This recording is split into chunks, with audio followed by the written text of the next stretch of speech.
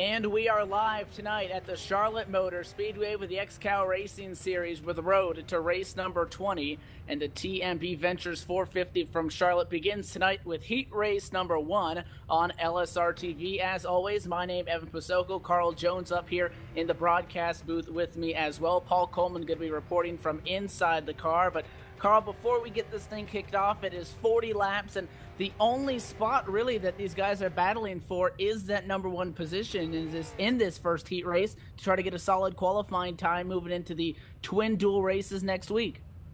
Yeah, these guys here, if they win this race here, they don't have to run the next qualifier. Matter of fact, they are done running the qualifiers until the twins. So, yeah, this is a very, very important race to win, basically. And I'll tell you what, I've been in here with these guys all week long watching their practices, and these cars are super tight, and these things are awesome. I actually got out and was able to do some laps out here with these guys earlier in the week, and they're a lot of fun. So we're going to be really enjoying this race, I think. And of course, a new build coming to the iRacing service on Tuesday. So just about 2 days ago now, and I know that Carl and me and you both had some experience. They were trying to fix their setup, fine-tune it because of the new tire build, the new tire model, and all of that. So they've put in their laps for sure. I don't think you got to worry about a lot of these drivers not making that 40-lap minimum in order to get up there. And actually that changes this week for the drivers that did not complete 80 laps as the mandatory practice. They start with 1 strike out of the 3. If you get 3 incidents, you are done. But 6 heat races, which means 6 drivers will have a locked-in time, and they are battling here in heat race number 1. Charlotte, not under the lights quite yet, a cloudy afternoon, and it is going to be Brock Colson on pole position. Outside of him, Andra going to make up the front row as the pace car now hits pit road. We get set for 40 laps of qualifying racing. Ford car in control, hesitates on the grid. Now he gets on the gas. The green flag is going to fly, and we are racing the XCAL Racing Series. The 24 of Andra tried to anticipate that start a little bit. He had to check up, and that causes a little bit of 3 wide back in the pack. The 19 car, first car up that hill, Aaron Hillebush, he'll drop back down in line as Brock Colson leads it coming down at a corner number 2. He's trailed by the 7 of Rod Weston. Weston tailing him down the back straight with the 13 machine trying to make a move to the outside. That's Dustin Adams. Yeah, just watching them going into the turns here. Like I said, these guys were running tight, but the first few laps, you're not going to see that, I don't think, too awful much. These guys seem like they have it pretty much under control. The first couple of laps, when these guys get about 4 or 5 laps into this, these cars go really tight. One thing that they did find out the hard way this week, though, is if you remember here in the past, I think I might have heard you touch on this, but I apologize, I had to step away from my microphone a moment. These guys are going to be actually looking at changing tires. The tire wear on these things has become a factor now. These cars no longer get faster. These cars actually start to slow down. They get really tight. And we actually had a guy here in practice earlier today blew a tire. So tires are going to be a factor now. And again, one of the things we talked about, there is no fuel cap, so they can go 80 to 90 laps of green flag racing on fuel. But again, entering tonight's race, it's a 40-lap affair as we work side by side for what is going to be position number 2.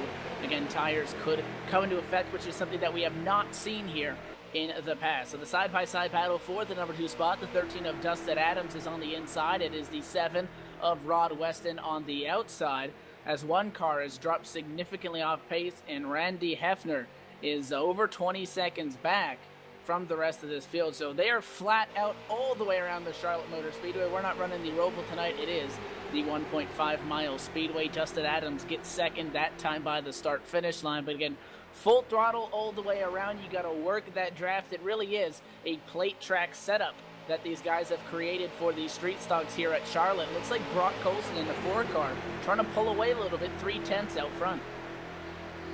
Yeah, they have worked these cars in, so the draft actually comes into play a little bit. It's not quite as prominent as what you see with the NASCAR boys, but the draft is going to work out to your advantage. If you can get somebody to hook up with you, you will actually be able to do some maneuvering and passing with these things. Right now, I'm sitting here watching Rod Weston in the number 7 machine as he's running here in the 4th position. He has really got a couple drivers hard on his heels with Steve Whitten and Daniel Smallwood. They're both racing very, very hard, trying to get up here and take this position over. Like I said, back here in the back really doesn't matter too much. It's where you finish. If you finish in the lead is what makes the difference in this race tonight. You can come away with this at a 2nd place finish, and you're going to hop right back into heat race number 2, assuming that you can do so with any time constraints, because again, the only position that's going to get you locked in for those twins next week is going to be the number 1 spot in all 6 of these heat races. So again, 22 cars taking tonight's grid, and now the field actually starting to spread apart a little bit. We're bumper to bumper for 2nd. The 24 of Cy Andrews is going to go to the inside on Dustin Adams, number 13 machine. They're slowly closing in on that 4 of Brock Colson. The first major group is 4th on back. The 23 of Stephen Wetton, the 7 of Rod Weston make up the front of that, and they are 2 wide for what looks like 3 rows deep. And then again, a second pack from 11th on back, which appears to be led by what is going to be the 52 of Jeremy Poole. So this field actually spreading out quite nicely here in the opening laps as Colson continues to lead as they work lap 7. The battle for side-by-side in the number 2 spot continues. The 13 of Adams with the advantage down the back. Right along here with Rod Weston still. Just keeping an eye on what's going on here. These guys, we got the 23 here of Stephen Whitten and Rod Weston. They are actually banging fenders out here. These guys are really, really racing hard right now, going in here coming out of turn 4, going down the front stretch here. They just separated apart, but just about a half a lap ago, these guys were banging hard on each other's fenders, trying to get the same piece of real estate, and it just didn't work out. One car. Travis Brown is around and into the outside wall. Caution flag is going to fly, and that looks like a 3-wide battle by the start-finish line. The 33 of Travis Brown, he comes around to take lap 8.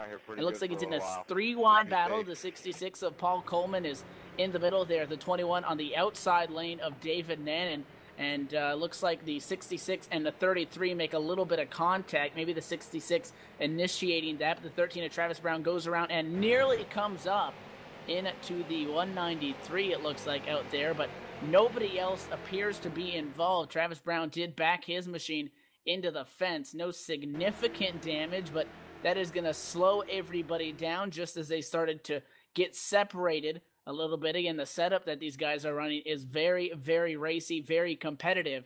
So we're going to have to group back up behind the pace car. Travis Brown will be given an EOL penalty for that caution.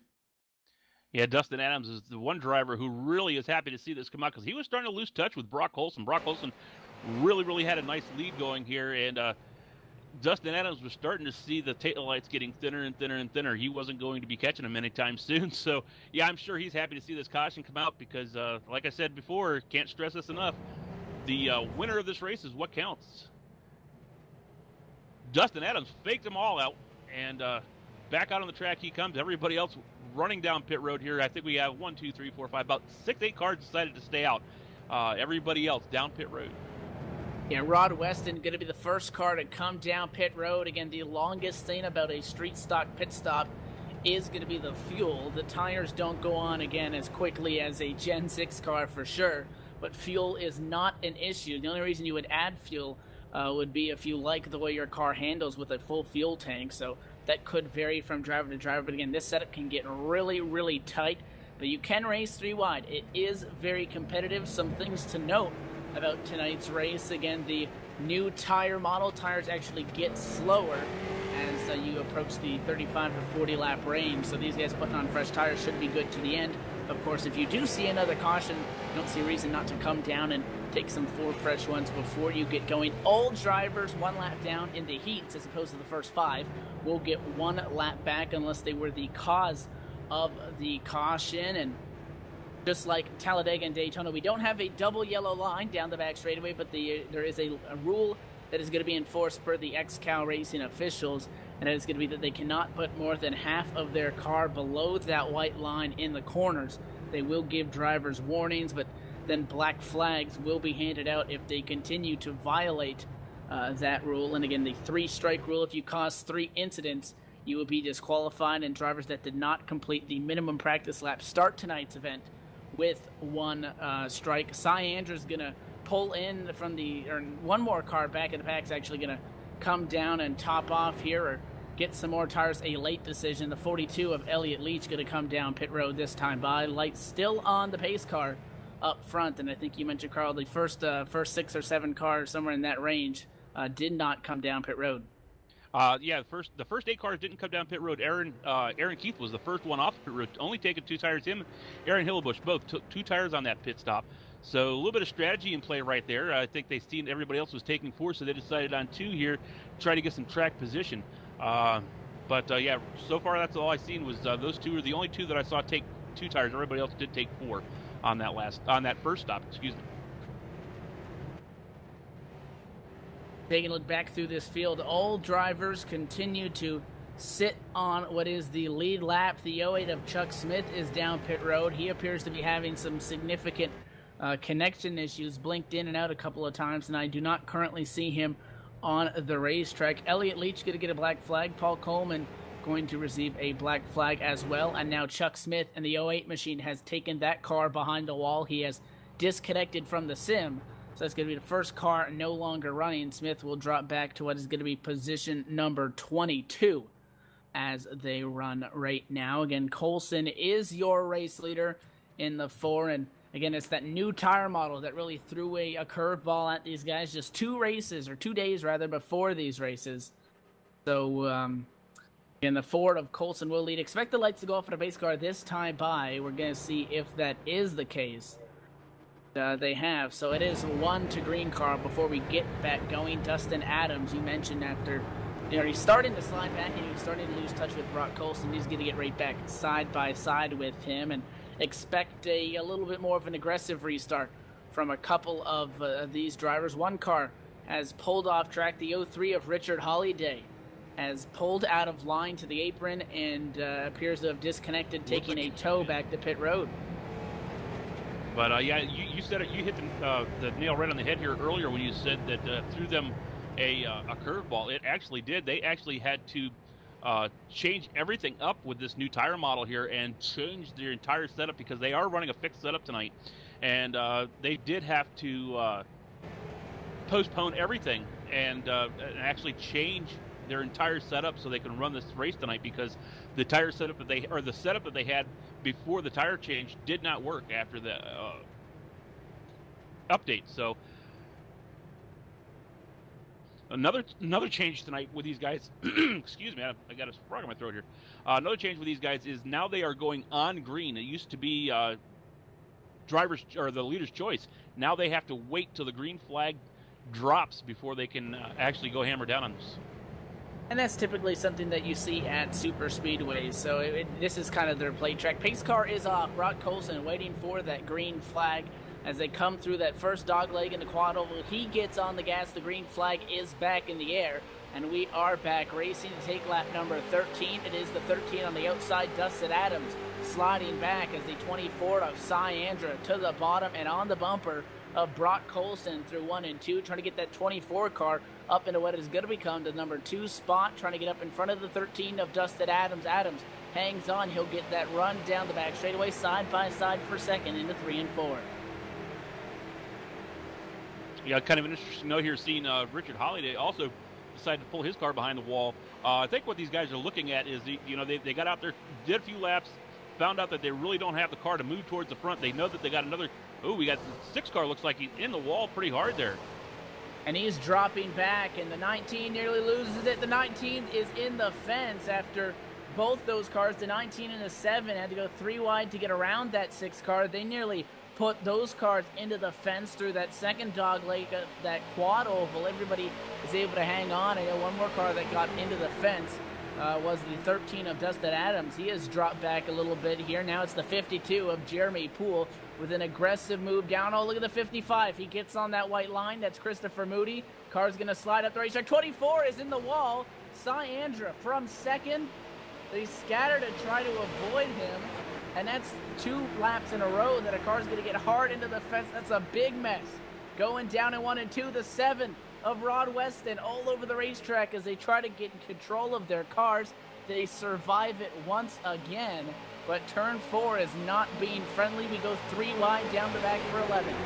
Taking a look at the front of Cyandra's car here, he has got some significant damage to the right front quarter panel there of his car. That must have been a pretty hard lick. I did not get to see that, but looking at the front of his car just tells the tale right there. He was just really tight coming off the turn and just smacked it hard into the wall, and that car is going to be ill handling, to say the least. But like I said, seeing these other guys that are pulling off the track here and putting it behind the wall right now, they know that there's another qualifying race coming up here shortly after this one's over. So these guys are probably going to go in, do a little bit of massaging on their sets, or not. Well, actually, they can't really do all that much, but on their egos maybe. But maybe get a little bit more practice in before the next qualifier comes up. Paul Coleman's going to drop a lap. He sits now in position number 20, 1 lap down, and that scoring going to cycle through as the field continues to work down the front straightaway. Brock Colson still with a commanding lead, and 1 car that continues to go backwards is the 24 of Cyandra, now scored in position number 24. After catching the wall, his car just looks super tight on corner exit. He can't stay in that gas. So he continues to slide back. The 44 car of Aaron Keith wants to get up. He's side by side with Dustin Adams. That's going to be for 3rd. Just kind of watching this position, or this number 44 car, Aaron Keith here running in the 5th position. That's like a hornet's nest back here. These guys are all over the place. They are really jockeying hard for position. And I don't know if a lot of that has to do with the push that I'm sure that these guys are starting to feel now.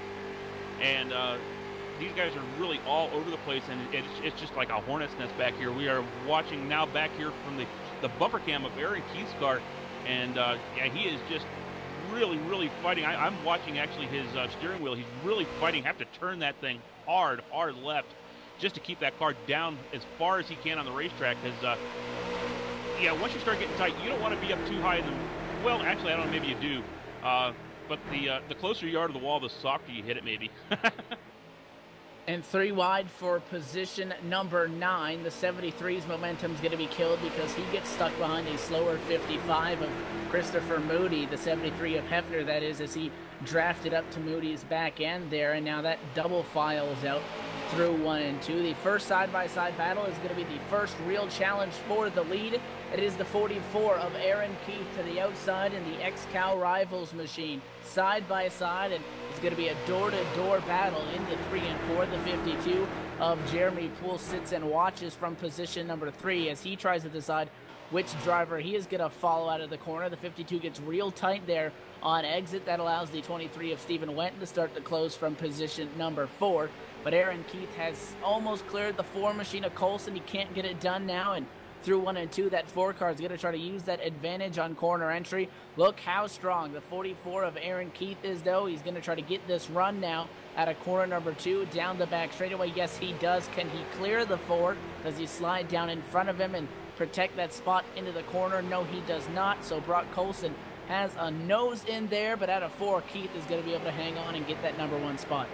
Yeah, it seems like Aaron Keith is able to get a really nice run off the turns there on the outside, so that would really helped him getting up here around Brock Colson. A lot of momentum to be had up here on the top of the racetrack. It seems you're not pinching your car off, I guess, quite as much up there on the top, and you're able to get a little bit more momentum off the turns, and that's what we saw there with the 44 of Aaron Keith. He was able to actually, once he got it past him, pull it back down in there, and I don't think there's anything that Brock could have done to make that pass not happen, because down there, like I said, you're pinching your car off, you're scrubbing off speed down there on the bottom of the racetrack when you're being held down. You can't let the car drift out, and that's exactly pretty much what I've seen happen there with those two. As we see the number 4 car pulling back up, Brock Colson not happy with going back to second. Looked like he wanted to get back up here into the lead, which he does. He really drove it in hard there into corner number 1. The 44 is going to slip up a little bit, has to roll out of the throttle, and Brock Colson is going to go back to the number 1 position. The 23 of Stephen Wenton is going to make it side by side for that number 2 spot. The 44 of Keith, who rides on the outside lane, is going to be door to door with Wenton through 3 and 4. The 52 of Jeremy Poole on the back bumper of Wenton's number 23 on that inside lane, and Stephen Wenton's actually going to have the advantage at the start-finish line. So the 44 of Aaron Keith, who just made a power move on the outside lane to actually get the number 1 spot, is sliding back on the outside. The 23 has cleared him, and now the 52 of Jeremy Poole nearly clear of him as well. And at a corner number 2, he will. So Aaron Keith going to go from the lead back to position number 4. And now it looks like the 52 wants more. Jeremy Poole to the inside for second in 3 and 4. Oh, and he slides up and nearly got into the 23 of Wenton there. So there's that tight car there on the bottom. He'll pull back in line. Now he goes back down low. The 13 is there. They're starting to mix it up here up front. Dustin Adams and the 13 is side by side for 4th, but he's thinking about 3rd as he eyes that left rear of the 52. Next car to get around him, but here's, it looks like it's going to be Rod Weston in the number 7. He's going to drop down to the inside of the 44 car. Looks like Aaron Keith has really gotten tight here. He's not able to bring it down to the bottom at all or hold on to the bottom. And when he's up there on the top, now it looks like he's having to let out of the throttle instead of being able to get that good run off. But he gets back down to the bottom of the track here in behind, excuse me, Rod Weston. He looks like he's going to try the inside now, which is maybe going to work out a little bit better for him. But if he's getting a push, that could be kind of scary for the number 7 car. We'll have to see what happens here in the next couple of laps. 27 car looks like he got a bit of a push on the straightaway. I've never seen that. And looks like the 8 machine is going to be taking it down pit road. That is Randy Gerard from position at number 18. 1 car behind him, the 42 of Elliott Leach is the last car on the lead lap running. He is 31 seconds back. But Brock Colson, a dominating car so far. The 23 of Wenton still trying to hang on to second. The 52 of Jeremy Poole has been making a decent charge after starting in 6th. He continues to battle for that number 2 spot. Aaron Keith, who was leader not too long ago, has dropped back to the number 5 spot and nearly 3 wide. Dustin Adams thought about the bottom. He's going to slide up. He gets into the 23 of Stephen Wenton. That's going to kill that 23 Good Wrenches machine's momentum. The 44 of Aaron Keith can't go to the bottom because the 21 of David Nannon steps out of line. Just watching the Little Tree car there as he started to slide up the track there. It kind of reminded me what happened to the 44 there earlier when he slid up the track, but he was able to bring it right back down to the bottom and nobody got up underneath him, and just kind of waiting to see what's going to happen. I'm trying to look here. I'm sorry. I'm kind of distracted. Give me a second.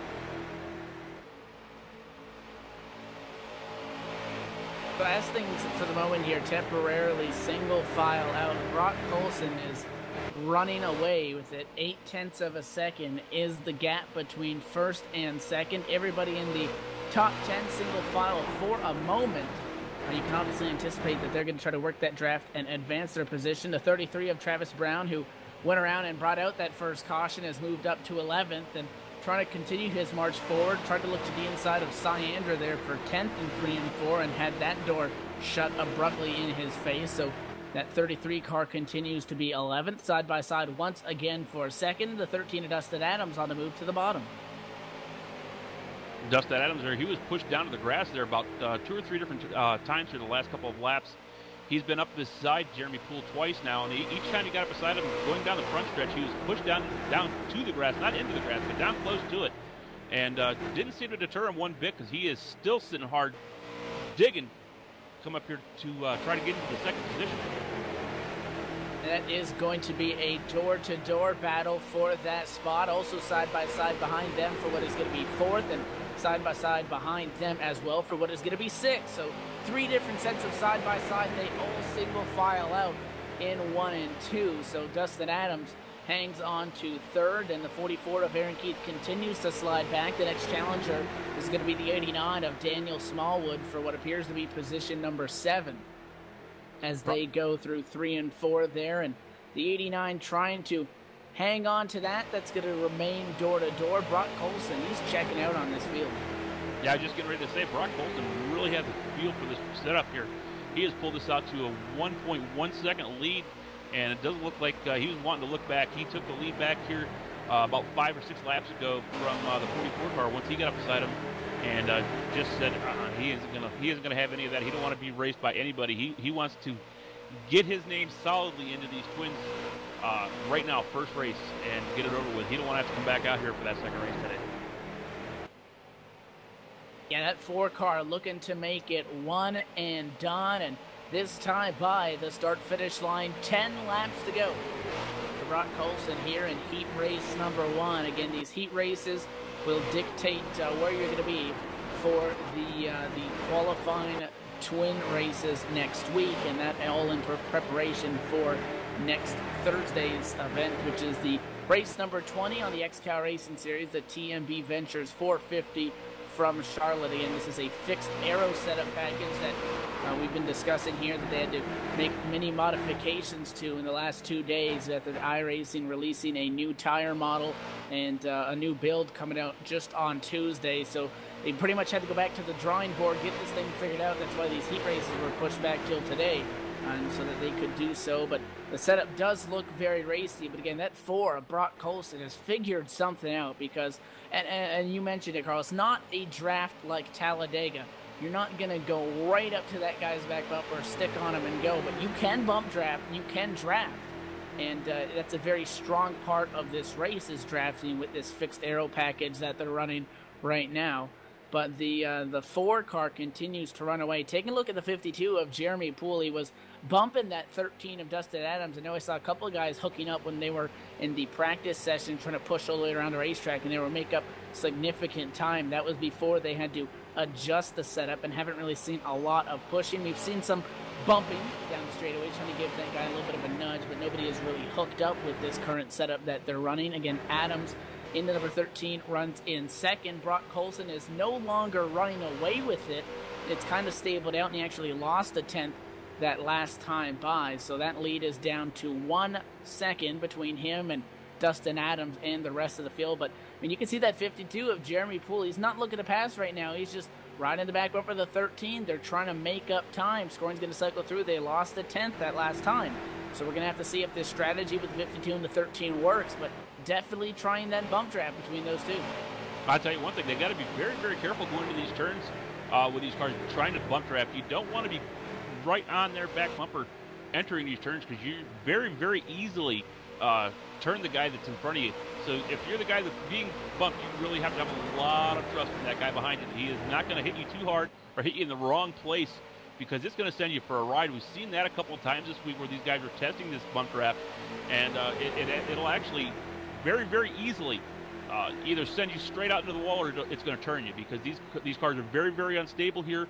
Like I said, they got a really bad push to them, and you get being pushed too hard into the turn and you let off your throttle, the only thing that the guy behind you is going to do is he's going to turn you.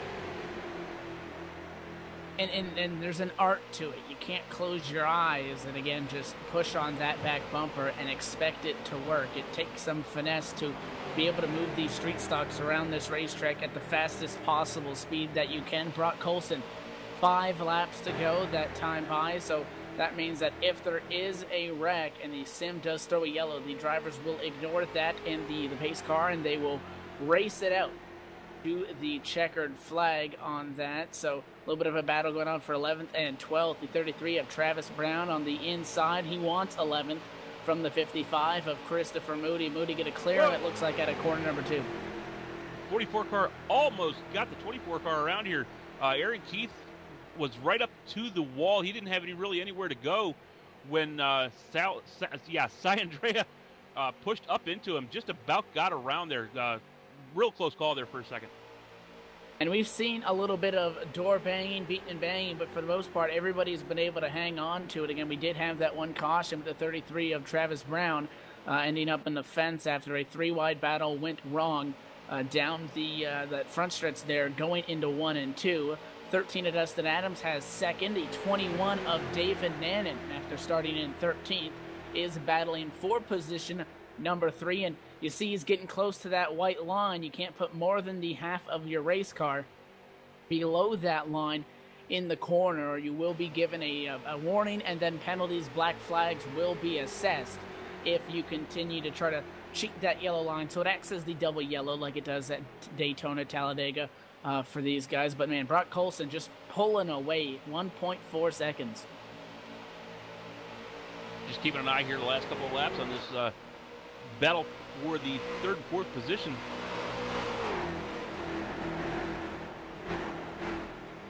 And it looks like Nannon is actually going to keep this position now as... 52. Jeremy Poole nearly knocks the wall down at a corner number 4. You can see that got tight. That's what you're talking about, Carl, on exit. He just went up the hill, nowhere to go, and caught that safer barrier there. He made heavy contact. Looks like Stephen Wenton's going to try to make a pass on him as they go down the backstretch. So everybody's skirmishing for a couple more spots. The only spot that matters is Brock Colson, who's checking out at the front of the field. Yeah, he found out that the track ends somewhere. So the 4 of Brock Colson, this time by white flag in the air and 1.5 miles to securing his spot into the twin qualifier races next week. And one and done is going to be for the number 4 crew. As long as he can keep the car under him, he's got the first race taken care of, and he can park this until next week. Which I'm sure he's got to be relieved about, because it's got to be nerve-wracking out here. You're running in these cars, like I said, it's a very, very hard car to drive on this racetrack. The way they have the setup, they did it purposely. They made this setup purposely like this so these guys would have the kind of racing we just saw here in this first heat race. And there is the checkered flag heat race number 1. It's going to belong to the driver of the number 4 machine. That is Brock Colson. Going to go and secure his position as he's going to be one of the top 6 drivers. All the winners will have their times compared, and that's how the top 6 will be arranged. So he is going to be the first out of the 6 winners in these heat races to move on and guarantee a good starting position moving forward to the twin races next week. But that 4 car, Carl, was dominant, and we saw he drop back. We saw Aaron Keith challenge. Aaron Keith was unable to hang on to that, went backwards, is actually going to finish in position number 9. So he may have actually, overdrove those tires a little bit, something that is new to these street stocks. But the 4 of Brock Colson is parked it on that front straightaway. Great job for him and his crew, because, again, for a fixed aero set where all the cars are on even ground and there's a draft to compete with, being able to pull the lead that he did and, for all intent and purposes, dominate that race is a strong performance.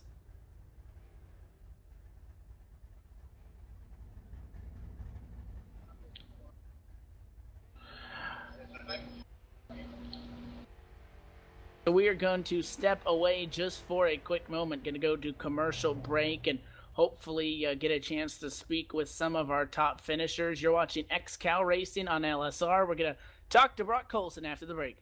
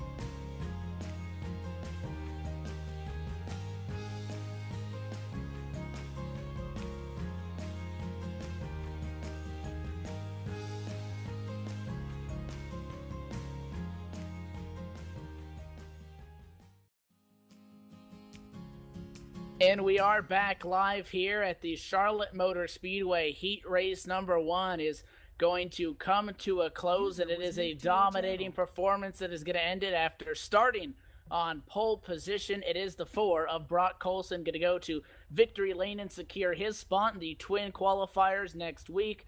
Brock, first and foremost, congratulations, a solid car. How were you able to pull away with all things considered, the fixed setup, the draft being a factor? How were you able to pull that 1.5 second gap and be able to walk away with this W? I think and first of all, thank you, Evan. And I think the big thing is the starts are very important. The initial start, you got to be able to get clear of everybody. And it kind of helped that everybody was running side by side right after the start. I was able to get a little of a lead, and then I kind of, through the middle of the race, I really figured out how to run the setup, and I think that really helped me along the race. We saw a point where it was the 44 of Aaron Keith. He passed you on the outside, and so you were on the inside. He got you on the outside lane, but then you were able to come right back on that inside and get around him. Is that just part of learning how to work this setup to your advantage? Yeah, I think it was for everybody. This first heat was more like a learning curve for everybody. All those guys were lined up on the outside, and I was just learning how to drive on the inside of people, and I just figured it out, and I was able to get back by Aaron Keith right there. It was a fun racing right there. Obviously, with the new build came out on Tuesday, and that kind of threw everybody a curveball. They had to make some pretty major swings at this setup. What kind of changes? I know you must have been in those practice sessions there testing things out. Is this setup, does it feel any different? I know obviously it's got to be a little bit different than what you guys had earlier in the week before the changes, but how is those changes that had to be made, how has that affected the car? Most of all, it's the push of the car with this new setup. The old setup with the old build, it got better over the longer run. It would turn better, you'd run faster times, but with this one, it starts off pretty good, and then it gets tighter and tighter until you almost have to back off the gas completely, and that was probably the biggest learning curve for everybody. Definitely. Well, being able to get that win on the first heat race is going to help, because you're able to sit out and kind of take a back seat and watch the rest of these heat races. So, I mean, what kind of confidence does this give you, not only moving forward into the qualifiers next week, but into the main event, knowing that you're able to work that 4 car? And, I mean, pretty much everybody is in this heat race knowing that you're that strong. What kind of confidence does that give you moving forward? It gives me a lot of confidence. I love Charlotte. I love this track with these cars, and I wasn't really sure heading into this heat how I would react with this setup with a big pack of cars, because we didn't have a lot of people in those practices together. So I was really surprised on how fast I was running, but I knew I would be coming in here this week. I would be fast. Well, congratulations on the victory. Any sponsors and shout-outs you want to throw out there? I would like to thank my teammate over there at Get Out the Way Motorsports, Stephen Wetton, and I would like to thank all the admins for doing what they do every week, and I'd like to thank you guys for broadcasting all of our races. Definitely 10-4. Well, congratulations once again on the victory here in heat race number 1. Good luck moving forward towards next week's final race. Thank you. Appreciate it, Evan. That is Brock Colson, the number 4 car. Get a start on pole position, goes almost all the laps, and is able to walk away with the W in heat race number 1. Carl, you've caught up down there on pit road with our in-race reporter, Paul Coleman. We didn't really get a chance to speak to him, only had one yellow, but the 66 had its troubles tonight. Yeah, I caught up here with Paul. How you doing tonight, Paul? I was doing a lot better about 40 laps ago than I am right now. But at least get a chance for redemption here coming up in about an hour. Yeah, we've been hitting on this here since this race has started. The big changes you guys had to make here. What kind of changes, or how does the car feel differently to you than it did before the tire package came out? It's like a completely different race car. I was one of the few people that actually got out here early when the track first opened, before iRacing had their new build. Consistently running in the top 3 for times. Had a perfect grasp on it. Then all of a sudden this new build comes out and it's a completely different race car, and I have yet to figure it out. One good thing is if we get long runs, I'm able to stay a little bit better on tires. Some of my best laps actually come on the later runs. Oh, evidently I forgot to turn off the ignition on my car, but as I'm out of it and it started rolling, that's not a good thing. Nonetheless, like I said, I'm able to run some better lap times as the laps go on. So in race trim, I think I have a really good shot. However, in this qualifying trim or this sprint trim or short runs, I'm really struggling. Well, what kind of changes do they have to make to the car to actually get this set up to where it is today, so it's actually runnable? From what I understand, the last setup that you guys were going to run wasn't even runnable. What were the changes that they had to make to get this so it would actually give the show and the pack racing like we saw today? One of the things we had to change in the previous setup, we had is basically what they call a 400-pound weight penalty. We had to take that out, so the cars are 400 pounds lighter, which means they're a little bit twitchier, or as Aaron likes to call it, have a little bit of wiggle to them. We had to change some air pressure things, the wind settings. The wind is now 3 times as much, so we had to change some of the wind settings so the track is not as windy, and just a couple other minor tweaks here and there, shifting some weight over to the left side to keep it down a little bit as well. It was just finding that right balance. Really have to credit Mark Arthur. He was the one that really led the team on that, getting that setup done. So what are you gonna look at here to have to do differently to get yourself out of the 18th position 2 laps down? That was not pretty for you today, Paul. I was expecting a little bit more out of you here, my partner in crime up here in the booth, man. You're supposed to make us look good.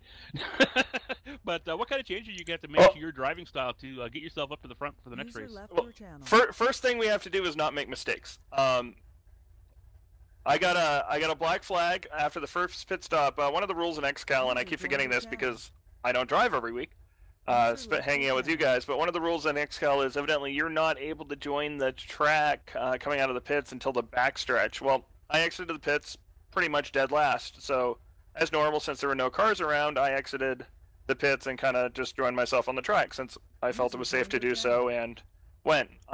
Unfortunately, I got a black flag for that, and nonetheless, so I went up the track, got a black flag for that, and then as I was going to serve my black flag, I got a speeding penalty. So in fact, I got 2 black flags, and that relegated me 2 laps down. So the biggest challenge, number 1, is to not make mistakes and not get yourself laps down. The other thing, obviously, I was involved in that accident with Travis Brown. Just be a little bit more aware, and maybe as we race in the first couple laps, don't be as close or don't force the issues as close, because I had some damage from that. And I think that slowed me up a little as my vehicle didn't handle as well. But those are the first, biggest thing is don't make mistakes, and we'll go from there. And that's Paul Coleman in the number 66 car. Thanks a lot, Paul, for taking the time to stop here. I know you're getting ready to probably head into another practice here, so you can get a little bit more practice under your belt. But good luck, bud. Hope to see you up here in the front of the pack next race. Hope to talk to you in Victory Lane next time. And back up to Evan. And I have caught up with the driver of the 44 and just wanted to get a quick word here before we step away, before we get ready for heat race number 2. That's going to come up here in just over an hour on LSRTV. Aaron Keith, the 44 car, is going to come home in 9th, but we did see that car up in the number 1 position. What happened? Well, that first and only caution, I decided to come down and try a little strategy and take on right side tires, see how that would fare. Just trying out different strategies, see how which one works against other strategies out there for the big race. And we were able to drive like God all the way up to the front, and then that cycle kind of ended for us. The sticky on the tires only lasts about 4 to 5 laps, and then after that it kind of drops like a rock, usually like a half second off. And then over time, everybody else's tires will kind of even out, and I think once I get up to the front, theirs kind of started evening out while mine were still dropping, and I wasn't able to keep it up there. So knowing that you were able to run up front, kind of messing around with that tire strategy, and first, before we get to that, actually, we'll talk about the setup, because we've been asking all the drivers. Obviously, the new build came out on Tuesday. The setup kind of had to be stripped down and rebuilt. What were some of the challenges that you had to do in order to kind of make this new set in just 2 days? Well, the struggles were working around the new tire model. Before, the tires would be really tight early on, and then as they got warmer, they would build the pressure, and we were able to actually turn it real better. But now it's not the case. You know, we could really do anything to the setup, but we can't fix the tire. And I think the tire is now more realistic, where you do see a fall off, and I like it because you will see more of a strategy.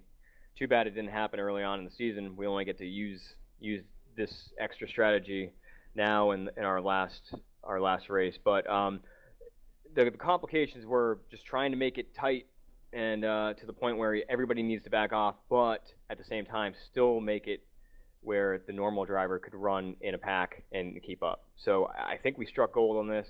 Some drivers are complaining a little bit about it, but I think all they need is a little more practice, and they'll be able to follow everybody else.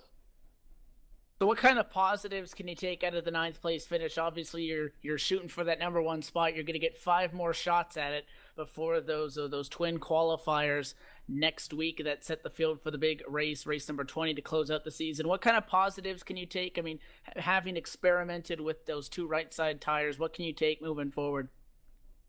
Well, I will try a different strategy in the next heat race. I will say that I am surprised that we only went 1 caution, especially with a lot of these guys not getting enough practice. With the new setup, we felt that we'd see probably 3 to 4 cautions, but I am very, very impressed, and that does change the strategy, because if you're betting that there's not going to be as many cautions, to take tires, you gotta kind of plan it out and figure out how long do you want to go on a set of tires. Do you want to wait until they cycle back and you start gaining a little more speed, get a little looser where you don't need to back off as much, or do you want to take tires every time? So I'm gonna again try a different strategy, probably stay out the entire race and see where my tires are versus the other guys at the end. If we do get another caution and people do pit, I'll be able to figure out where I stack up with those guys. So experimenting and testing the waters it's a good use of these qualifying races to do so. Thanks for talking with us. Any sponsors or shout-outs that you want to throw out there before we let you go?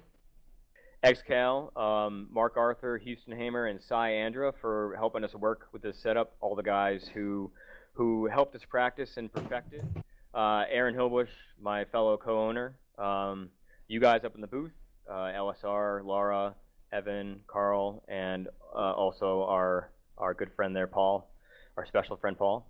And that's it. I'm looking forward to having a good run, and I'm really, really feeling confident about next Thursday. All right, 10-4. Well, thanks for talking with us, and good luck moving forward here. We'll see what kind of strategy you're going to be able to work and test out here in heat race number 2. Thank you, Evan. So that is the 44 of Aaron Keith, who again comes home in 9th, but was up front. So you gotta like that strategy, using these heat races to kind of test out those tires and whatnot. Before we step away, Carl, any closing thoughts here on what we saw in heat race 1? Really, I was just I have to echo what he said about the cautions there. I was really surprised just to see the one caution, like he said, with the lack of practice that these guys have had with this new setup. Really impressed. These guys did a great job. A lot of give and take. I did see out there, and I expect that's what we're going to see in the next race, because one last thing these guys want to do is wad that car up and kill their chance altogether of getting up there in the first place. So it's going to be fun to watch this next heat race. See what's going to happen. I definitely think we're going to see the drivers get a little bit more aggressive also, knowing that, you know, and we heard it when we talked with Brock there, that they hadn't had a practice full of, you know, 20 plus drivers at the same time in one big pack. So they now have some experience under it, and they'll be able to look forward to heat race number 2. We're going to step away from the microphones and go off the air just for a little bit. In just over an hour's time, again, right here on LSRTV, we'll be bringing the XCAL Racing Series. It's going to be heat race 2, preparing for next week's TMB Ventures 450 from Charlotte. So, Carl, thanks once again. Laura down there pushing the buttons. My name is Evan Posoko, and we're going to see you in just over an hour. Coming up is heat race number 2.